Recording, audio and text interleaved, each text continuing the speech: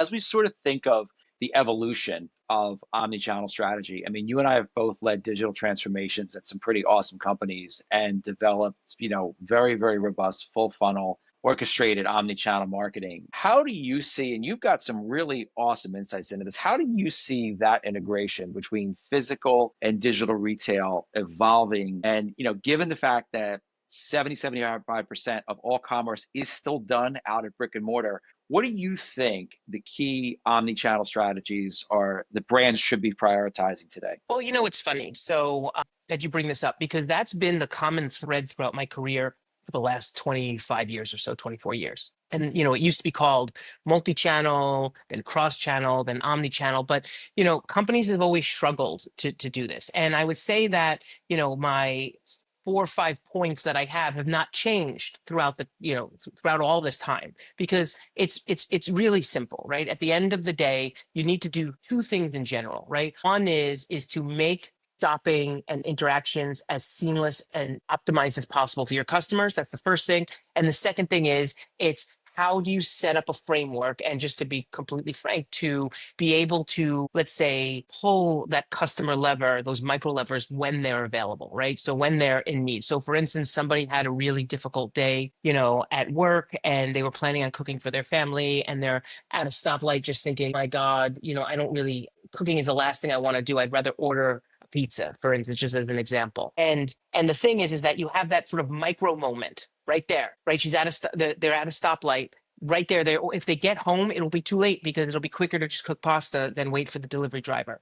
So the thing is that you got to look at how do we drive and interact with those micro moments at the time, because at that stoplight you have 45 seconds before that light turns green and they're on their way, maybe on the highway, and it's too late. So in order to do those two things, it's seamless journey design, and that means being just channel agnostic experience. And when I say that, it's not just traditional channels. It's got to be, yes, desktop, yes, app, but also think about other ways. One of the ways we solved for the problem I just talked about was we created order with an emoji, right? We made ordering so I easy. love So now this. all of a sudden text messaging, yeah, Yeah. text messaging becomes a new channel, right? So when we say channel agnostic, it's really any way that a customer can communicate with you, right? You also want to optimize your in-store tech. The thing is that what's incredible to me is that it's been so many years since beacons and digital kiosks and interactive displays have been on the market, but seeing them actually interacted together with the app and all these other things. As an example, I was just in Home Depot the other day. They have beacons, they have interactive tech, and I was looking for a part,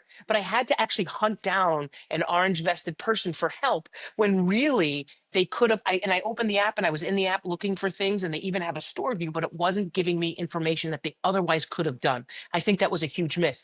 My clients are still struggling to deliver that, which then drives me to contextual personalization, constantly using location, browse history, and messaging to tailor those in-store experiences. So for instance, when the beacon now sees I'm in front of brass plumbing fittings and it knows that I bought, for instance, a pot filler from them maybe a month ago, it probably can assume I might be trying to install that. Why not use AI to then push me, and I'm sure we'll get into AI later, but to push me sort of more personalized, that thing you bought, that pot filler you bought needs a half-inch NPT fitting, I would look at X, Y, or Z. The next thing and the last thing is, fulfillment as a differentiator, like we all talk about like buy online, pick up in store, curbside delivery, it's at one point it's table stakes, like those things are all table stakes, but for instance, the more that you have, right? And that you don't just say, okay, we're doing buy online, pick up in store and curbside, and you it's a channel that you pick one or the other. You don't give people flexibility because they might pull up to the store. It got to be more flexible about that. Because for instance, I might say, you know what, I don't need to wait for them to come and put it in my car, but I have a screaming baby when I arrive there. I don't want to go into the store. I'd rather just stay in the car. So you really got to do that. So when you look at, sort of put a bow around this, when I look at the focus areas for my clients, a lot of them is, continuing investing in unified commerce platforms, headless CMS, modern PIMs, leveraging AI-driven supply chain for visibility, so people actually know how long it's going to take. And I think with the tariffs and the delays that we're going to have in goods, that's going to become even more important. And, really experimenting more in AR, because I think that augmented reality, it ran up the hype cycle, and before Exactly. it was able to really show any usable, the hype was so high, it was driven to so big amounts, it disappointed so many people that we've abandoned it. I think there Yeah. is a place for it, but research needs to be further conducted on that. So, you mentioned the hype cycle, and it happens with every single one of the sort of innovations that we've watched over the last, 20, 30 years in the space. You get this white hot sort of noise and it gets real buzzy in the press. And then, what I've seen that have happened, you have leadership in big companies get this,